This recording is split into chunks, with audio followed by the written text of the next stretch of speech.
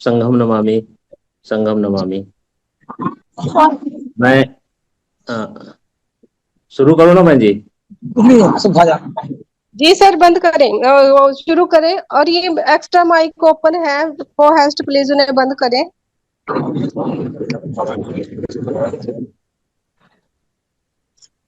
जी sir, शुरू संघम करें आप। नमामि, संघम नमामि, संघम नमामि। मैं समन अनूप कुमार राय पश्चिम बंगाल सिलीगुड़ी से हूँ और वर्तमान में मेरा कर्मभूमि गाजीपुर उत्तर प्रदेश है। और आज मुझे संघ ने मेन कॉन्सेप्ट रखने के लिए मौका दिया है, इसलिए मैं संघ का आभार व्यक्त करता हूँ। और लगभग 1.5 वर्षों से मैं जुड़ा हुआ हूँ संघ में और कोशिश करता हूँ कि प्रतिदिन जो भी हमारे वर्चुअल मीटिंग्स होते हैं जूम पोर्टल पे, उसमें जुड़ने का कोशिश करता हूँ, जुड़ता भी हूँ। तो आइए कुछ बेसिक बात करते हैं आज हम लोग।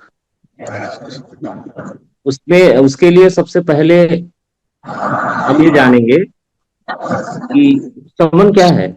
हम लोग जो हम लोग कहते हैं ना समन, ये समन है क्या? तो समन वो लोग हैं जो प्राचीन काल में, जो लोग इस भारतवर्ष में रहते थे, उस समय के लोगों को समन ही कहा जाता था। एक तरह से आज की जो प्रचलित भाषाएं हैं उसमें, जिसे आप दलित कहते हो, वंचित कहते हो, आदिवासी कहते हो, ओबीसी कहते हो, मूल निवासी कहते हो, ये जो तमाम समुदाय के लोग हैं, ये सभी समन हैं। और ये समन होना ही सबसे पहले हमारे जो आइडेंटिटी है इस संघ में जुड़ने के लिए, उसकी पहली सीढ़ी होती है कि हमें समन होना जरूरी है। क्योंकि अगर आप समन नहीं होंगे तो समन संघ में आपको प्रवेश नहीं दिया जाएगा, आपका एंट्री बंद कर दिया जाएगा। इसी तरह से ये समनों का जो समुदाय है, जो समन लोग हैं, ये कैसे होते हैं? समन लोग शुद्ध रूप से समानता पर विश्वास करने वाले लोग होते हैं, सम विचार के लोग होते हैं, इकट्ठा रहने वाले लोग हुआ करते थे। और इन्हीं सिद्धांतों पर ये समन संघ की संरचना, जो प्राचीन काल से चली आ रही है, उसको फिर से पुनरुज्जीवित किया गया। तो समन क्या है, ये बहुत लंबी बातें हो सकती है इसके ऊपर।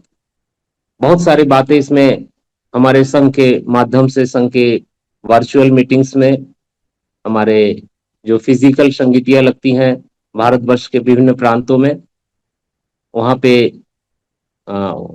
इसके ऊपर बात किया जाता है। आप लोग, हमारे जो वीडियोस अपलोड होते हैं समन आवाज में, उस वीडियोस को अगर आप लोग देखेंगे तो इसकी जो पूरा डिटेल्स है वो आपको वहां मिल जाएंगे।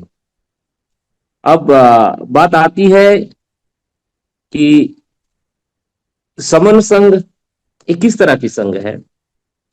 बहुत सारे लोगों में बड़ा कंफ्यूजन होता है संघ को लेकर के। क्या ये धार्मिक संघ है? ये है क्या? समन संघ क्या भला है?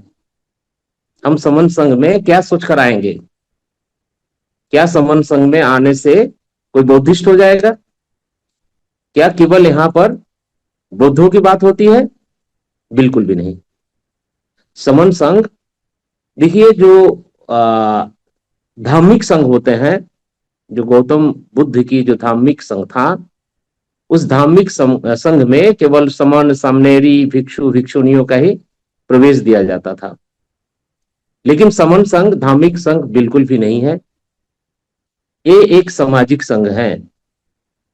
और सामाजिक संघ की आवश्यकता इसलिए हुई और इस संघ को इसलिए पुनरुज्जीवित किया गया हजारों वर्षों के उपरांत, ये संघ फिर से अपने मूल स्वरूप में लौटा है। इसकी जरूरत क्यों पड़ी? तो जरूरत क्यों पड़ी ये आप सब बेहतर तरीके से जानते हैं कि क्यों जरूरत पड़ी। सवाल जानने की नहीं है, सवाल है मानने की। हम जान तो लेते हैं लेकिन मानने के लिए बिल्कुल भी तैयार नहीं होते, और ये मानना बहुत जरूरी होता है। मैंने संघ को जाना, संघ के विचारों को जाना, संघ की जो हमारे 10 गोल्डन रूल्स हैं उसके बारे में पढ़ा, उसके बारे में समझा, और सब कुछ करने के बाद भी अगर हम संघ के ऊपर सवाल उठाते हैं, संघ के ऊपर प्रश्न चिन्ह लगाते हैं, या हम संघ से नहीं जुड़ते, तो फिर ये सारे चीजें करने का कोई मतलब नहीं होता है। हम सब कुछ समझ रहे हैं, और मुझे लगता है कि वो लोग सबसे ज्यादा, सबसे बड़ा गुनहगार है जो समझ करके, जान करके और संघ से जुड़ने के लिए तैयार नहीं है, या संघ की कहीं ना कहीं बुराई भी करते हो। लेकिन समन संघ कहता है कि इस दुनिया में जितने भी प्रकार के लोग हैं, हम किसी की बुराई नहीं करते, हमें किसी से दुश्मनी नहीं है। लगभग 700-800 करोड़ लोग होंगे पूरी दुनिया में। हम चाहते हैं हम समनों का जीवन कैसे सुरक्षित हो,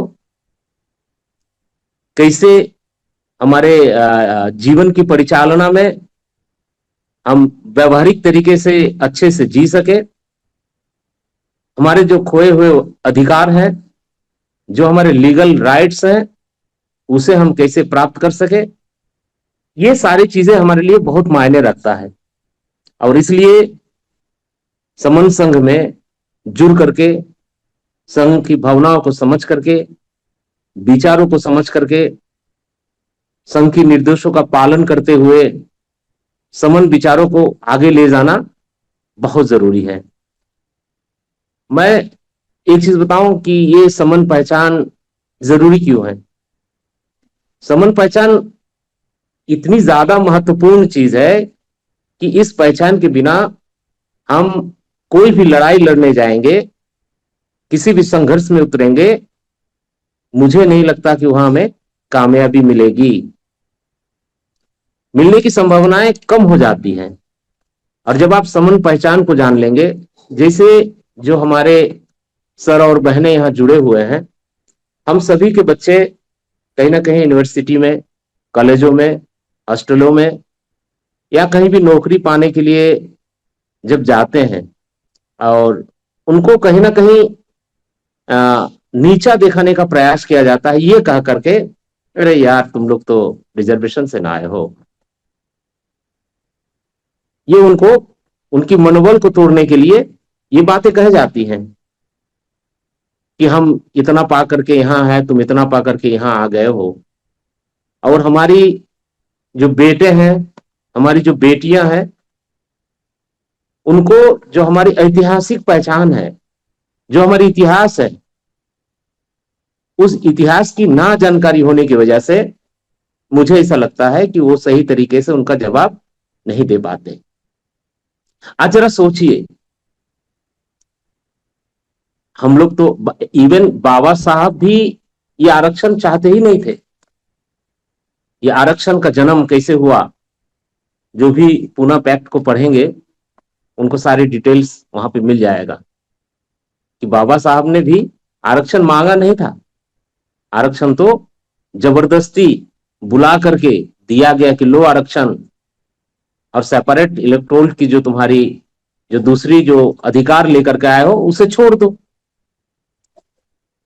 तो हमारे बेटे, हमारी बेटियां जब हमारे प्राचीन इतिहास को जानेंगे तो उनको उन लोगों की मुंहतोड़ जवाब देने में बहुत आसानी हो जाएगी।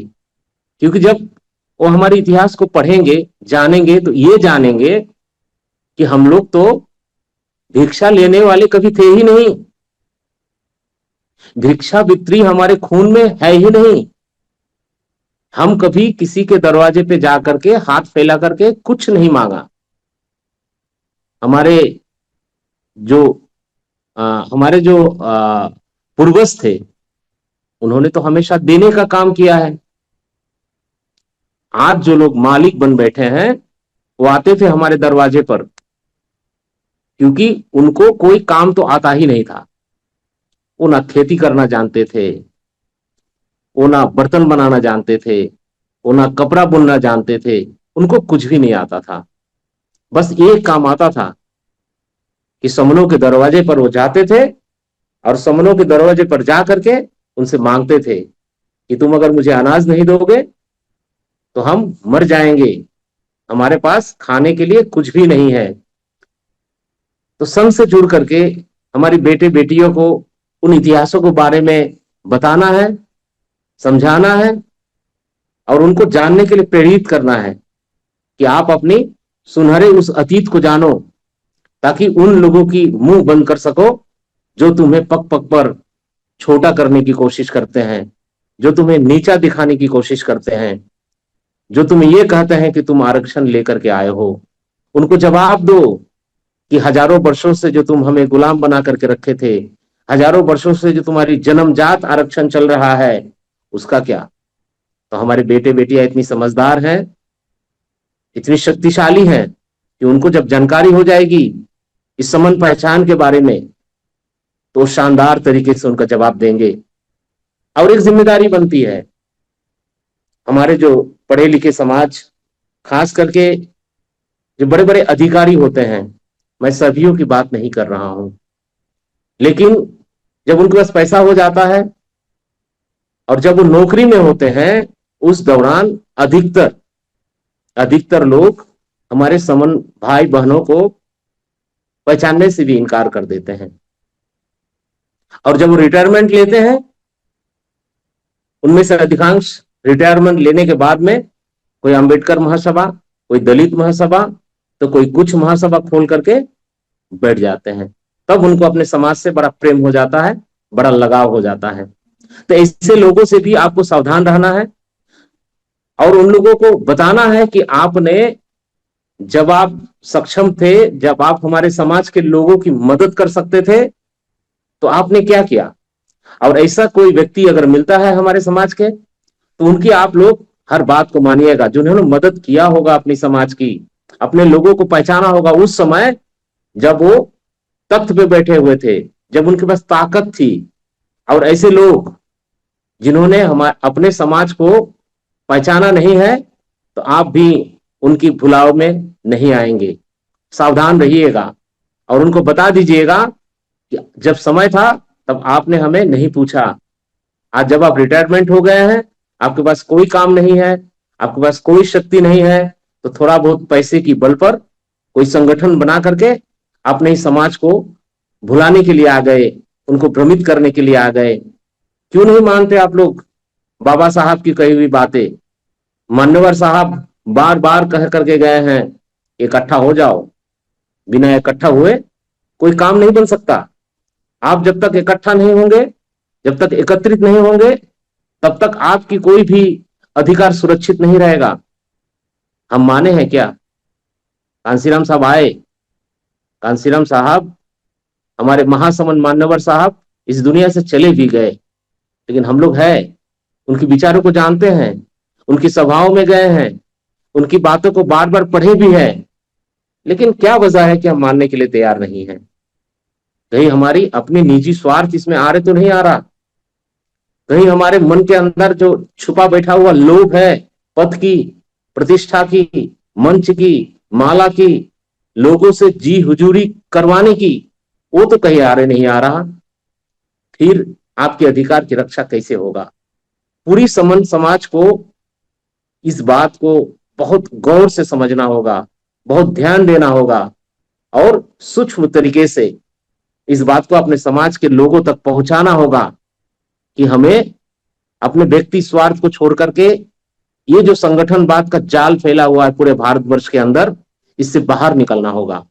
अगर इससे हम बाहर नहीं निकालेंगे तो धीरे धीरे करके हमारी जो अधिकार है, जो हमारी सुरक्षा चक्र है, वो टूटता जाएगा। बाबा साहब ने तो अपने तरीके से पूरा करके गए हैं, लेकिन उस चीज को, उस सुरक्षा चक्र को हमें बचा कर रखना है। अगर हम बचा कर नहीं रखेंगे तो फिर सब कुछ खत्म हो जाएगा।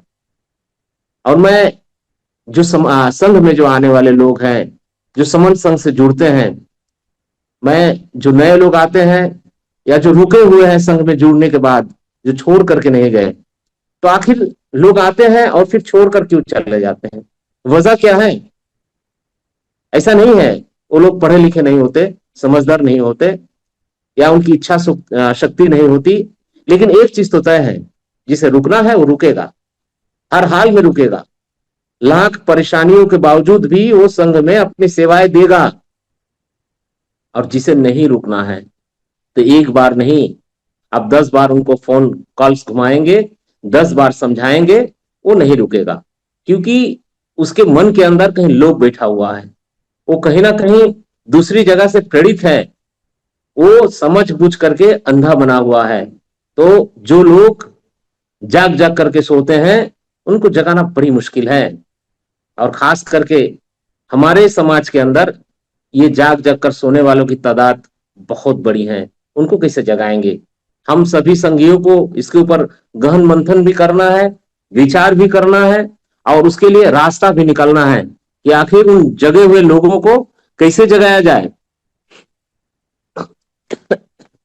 संघ और संधिपात, आप लोगों को पता है कि संघ में रहने की फायदा क्या होता है? आपने कभी वान सिबोल्ट का नाम सुना है क्या? वान सिबोल्ट ने 1845 में ये बताया था आर्थोपैड के बारे में कि जो जंतु जगत की सबसे बड़ा संघ है, जंतु जगत का सबसे बड़ा संघ है आर्थोपैड, जिसे वान सिबोल्ट ने बताया था। तो ये जो संघ है ना, जो हम मनुष्य मानव सभ्यता की, अगर हम इसी तरह से आगे बढ़ते रहे, हम देख रहे हैं जो हमारी संगीतियां लग रही है, जो हमारे फिजिकल संगीतियां हो रही है, हम जिस तरह से आगे बढ़ रहे हैं, तो ये पूरे विश्व का समनों का सबसे बड़ा संघ होगा। क्योंकि इस दुनिया में 800 करोड़ लोगों में, मुझे डिटेल्स आंकड़ा तो नहीं पता, लेकिन इतना मैं यकीन के साथ में कह सकता हूं कि सबसे ज्यादा इस दुनिया में समन लोग ही हैं। और ये समन लोग जिस दिन एक हो जाएंगे, इकट्ठा हो जाएंगे, उस दिन ये मानव जगत का, मनुष्यों का सबसे बड़ा संघ होगा। और संघ जो है उस रास्ते पे चल रहा है, बड़ी तीव्र गति से चल रहा है। अब सवाल है कि हमें समन संघ से जुड़कर फायदा क्या होगा? लोग पूछते हैं ना, तमाम तरह के सवाल करते हैं, यार आए हो, संघ की बात कर रहे हो, तमाम संगठनों से तो हम जुड़े हुए हैं, तो हम समन संघ से जुड़ेंगे तो हमें फायदा क्या है? तो आपको बता दूं कि समन संघ से जुड़ने का फायदा ही फायदा है। यहाँ फायदे के सिवा नुकसान कुछ भी नहीं है। ये 100-200% नहीं, 1000 गुना ज्यादा फायदा है। सबसे पहली और सबसे बड़ी फायदा ये होता है कि आप समन हो जाते हो, आप अपनी पहचान को जान जाते हो। और जब ये पहचान आप जान जाते हो तो आपका मस्तक जो है ऊंचा हो जाता है, आपकी बोली में तेज आ जाती है, आपकी आंखों में तेज आ जाता है। क्योंकि आपने जिस मिथ्या पहचान को लेकर के अपने आप को तुच्छ समझ रहे थे, हीन समझ रहे थे, नीच समझ रहे थे, उससे आपको तत्काल मुक्ति मिल जाती है। कोई जब आपसे पूछेगा कि भैया तुम कौन हो, तो आप मस्तक उठा करके परेशान से कहोगे उससे, आई एम समन, मैं समन हूं। सामने वाला भौचक्का रह जाएगा कि भैया ये कौन आ गया जो इतनी शान से कह रहा है कि मैं समन हूं। तो ये तो सबसे पहला फायदा है कि आप अपनी पहचान को जान जाओगे और उस पहचान को इस्तेमाल करना शुरू कर दोगे। दूसरी लाभ, मैं 2-4 लाभ ऐसे ही छोटी छोटी बता रहा हूं, ये छोटी लाभें नहीं है, बहुत बड़ी बड़ी लाभ है कि आप एक ही दिन में अपने उस कलंक से भी मुक्त हो जाओगे जिसे हम जात कहते हैं। क्योंकि संघ में जाति अभ्यास नहीं होता, आपको उस जाति की कलंक से आपको मुक्ति मिल जाएगी। और पूरे भारतवर्ष में कहीं भी, अगर चाहे वो कश्मीर में हो, चाहे कन्याकुमारी में हो, चाहे असम में हो, नागालैंड में हो, सिक्किम में हो, बंगाल में हो, बिहार में हो, यूपी में हो, मैं चाहूं तो सारे प्रदेशों के नाम गिना सकता हूं। कहीं भी अगर समन संगी बैठे हुए हैं, वो लगेगा कि वो आपका परिवार है, वो आपके खून है। आपको ये महसूस होगा जब आप संघ से जुड़ जाओगे। आपको कभी भी ये महसूस नहीं होगा कि ये मेरे भाई नहीं है, ये मेरी बहन नहीं है, ये मेरे अपने नहीं है। ऐसा हो ही नहीं सकता। अगर एक समन है और दूसरा समन संघी से वो बात करता है और उसके यहाँ जाता है, तो उसको ये महसूस हो जाए। हम तो इतने खुश होते हैं। मैं पहली बार दीक्षा भूमि में 12 अक्टूबर को गया था। अब पहली बार फिजिकल मैं कुछ श्रमणों से मुलाकात किया था, और मेरे मन के अंदर इतनी जबरदस्त आग्रह थी अपने समन भाइयों से, समन बहनों से मिलने की। मैं उसको शब्दों में व्यक्त नहीं कर सकता। हमें जब मिले, परिहार सर से मैं पहली बार मिल रहा था, वो मुझे गले लगा लिए। तो ऐसा लगा कि पता नहीं कितने जन्मों के बिछड़े हुए भाई से मैं मिल रहा हूं। वहां किशोर पगारे सर थे, वहां पे हमारे रमेश कटके सर थे, राजेश कामले सर थे। सभी लोगों से मिलने के बाद में ये दिल से महसूस हुआ कि सारे तो मेरे बहुत अपने, बहुत अजीज है। इनसे अजीज हमारा कोई हो ही नहीं सकता। अगर आपका बेटा, आपकी बेटी हिंदुस्तान की किसी भी, सॉरी मैं ये शब्द जो है मेरे गलती से निकल गया मुंह से, संघ मुझे माफ करे, संघ मुझे माफ करे। भारतवर्ष में किसी भी शहर में अगर पढ़ने के लिए जाता है, तो वहां आपको ये सोचने की जरूरत नहीं है कि मेरे बेटे या बेटी की लोकल गार्जियन कौन होगा। उस शहर में अगर कोई समन होगा, कोई बहन होगी या सर होंगे, तो अगर आप अपने ग्रुप्स में, हमारे जो भी व्हाट्सएप ग्रुप्स बने हुए हैं, इसमें आप डालेंगे, तो वहां उस शहर के समनों का लिस्ट आपके पास आ जाएगा। और आपके लिए वहां के लोकल गार्जियन की चिंता करने की जरूरत ही नहीं है। वो सारे समन आपके बेटा बेटी के लोकल गार्जियन बन जाएंगे। आप निश्चित रहेंगे कि इतना दूर मेरा बेटा और बेटी पढ़ने जा रही है, तो वहां उसको देखने वाला कोई नहीं होगा। उसकी तबीयत खराब हो जाएगी तो कौन देखेगा? सारे समन आपको मिल जाएंगे उसकी देख रेख करने के लिए। वो खुद को सुरक्षित महसूस करेगा। अगर मेरा बेटा बंगाल से चल करके बंबई में पढ़ने जाता है, वहां अगर 10-20 समन साथी उसको मिल जाते हैं, तो उसको ये लगेगा इतने सारे लोग तो मेरे अपने हैं, तो मुझे अब फिक्र करने की कोई जरूरत नहीं है। तो कितने सारे फायदे मैं गिनाऊं। लोग कहते हैं कि समन संघ से जुड़ने से फायदा क्या है? यह फायदा के सिवा और कुछ है ही नहीं। दूसरी बात है, क्या समन संघ संविधान की सहयोगी है? निश्चित रूप से है, क्योंकि संविधान हमारी गुरु है। हम संविधान को सर पे रख करके चलते हैं। जो लोग यहाँ जुड़ते होंगे या एक बार भी जुड़े होंगे हमारे वर्चुअल या फिजिकल संगीति में, उनको पता होगा कि हम प्रियम्बल से शुरू करते हैं अपनी संगति। हम संविधान की उद्देशिका केवल एक भाषा में नहीं, जो भी हमारे समन संघी पोर्टल पे मौजूद होते हैं, हर एक भाषा में, चाहे वो बांग्ला भाषा में हो या हिंदी भाषा में हो, पाली में हो, मराठी में हो, जिनको जो भाषा में उद्देशिका आता है उसकी पठन किया जाता है। और संविधान को ही हम लोग अपने सर पे बैठा रखे हैं। लोग पूछते हैं आपका नेता कौन है, कौन है इसको लीड कर रहा है? तो हमारी नेता संविधान है। लोग बड़े अचंभित होते हैं, ऐसे कैसे कोई संघ हो सकता है कि जिसका नेता संविधान हो? हम कहते हैं कि समन संघ में कोई लीडर नहीं है, समन संघ में कोई नेता नहीं है। हम यहाँ किसी विशिष्ट व्यक्ति का पूजा अर्चना नहीं करते, हम यहाँ किसी की जयकारा नहीं लगाते, हम किसी के यहाँ, हमारे यहाँ किसी को माला पहना करके स्वागत नहीं होता। हमारी संगीतियों में आकर के देखिए, अगर चटाई बिछी होगी तो सारे समन साथी चटाई पर ही बैठे मिलेंगे आपको। अगर कुर्सियां लगी होगी तो उन कुर्सियों पर ही बैठे मिलेंगे। यहाँ कोई भेदभाव नहीं होता, क्योंकि संविधान ही हमारी नेता है। और संविधान को हम लोग सर पे रख करके हर एक समन संघी उसकी पालन करने की कोशिश करते हैं, और उसी संविधान की लिखी हुई हर एक आर्टिकल को ही बचाने का भी प्रयास करते हैं। और उस बचाने के लिए हमें इकट्ठा होना होगा, हमें जुड़ना होगा। और इस जुड़ने और जोड़ने की जो प्रक्रिया है, यही एकमात्र मार्ग है कि हम संघ को वहां तक ले जाएंगे जहां सभी समन, जो जन्मजात समन है, हम कहते हैं कि जो समन जन्मजात है वो संघ का हिस्सा है।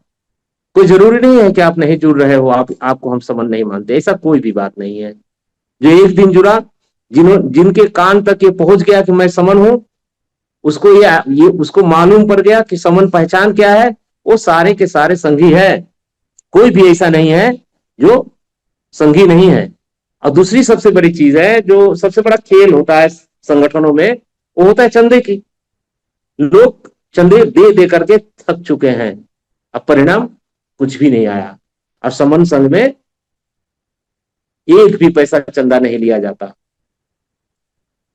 अभी जो दिल्ली के एमएनसी के ऑडिटोरियम में जो समन संघा समिति का जो प्रोग्राम हुआ था, उसको उसको लेकर के बहुत लोगों ने सवाल किए कि भैया इतना बड़ा ऑडिटोरियम में इतनी बड़ी संगीति, इतने चमक दमक के साथ आप लोग कैसे कर पाते हो।